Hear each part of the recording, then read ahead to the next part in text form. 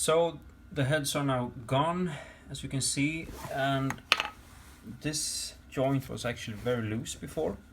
I could move it back and forth very easy, but the heat now seemed to have it ceased completely. I cannot move it at all actually. It's stuck. Okay, but this is how it looks like then. The heads are gone. I did the same on the other side as well. So now I'm gonna do the next step here.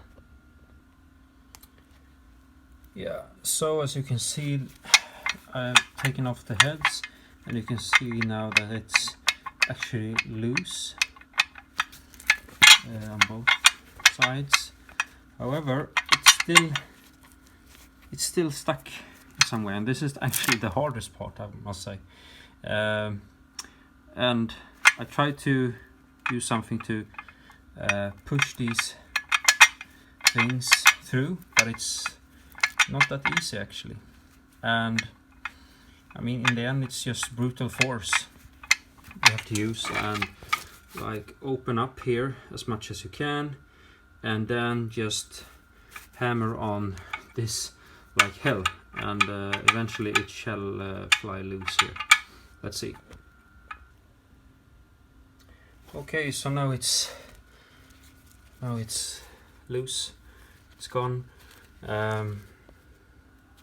This is rather tricky actually, but what you can do is to try to squeeze this inside here, force them in so that the whole part here comes loose, and then just hammer like hell on it, and then it will fly loose eventually.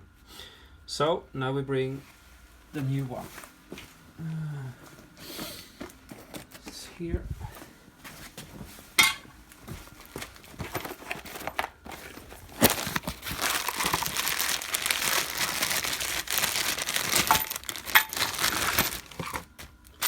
This is much better than I would say, because this one you just attach with screws and nuts, bolts and nuts, and here is the new joint, which will fit perfectly in here as such, and attach with these.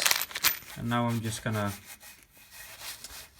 clean this up a little bit and spray treat it once again to prevent corrosion.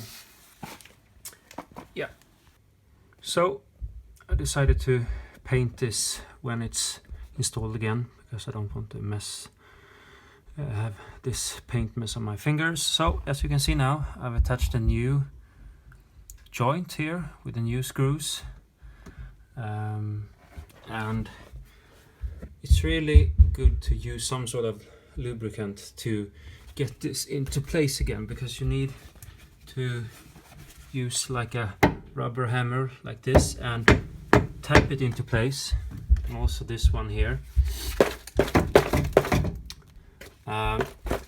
Squeeze it in a little bit until you can see that you can pull this with your hand so that the joint here is aligned with the hole here.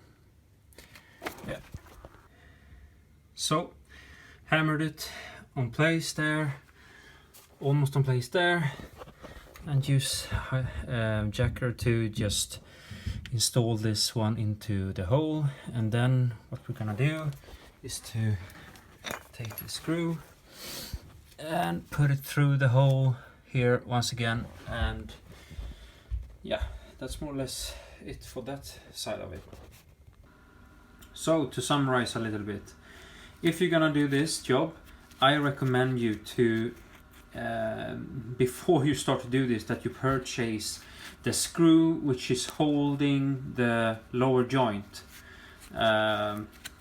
because you have the joint like this and it's installed up into an aluminium part, and then you lock this part here with a screw. In my case, this screw was severely corroded and I could not reuse them. So I had to purchase new ones. So I recommend you to do that in advance, because then you have everything that you need when you need it. So yeah, that's more or less it. If you have any questions, just post them below and I can answer. Bye.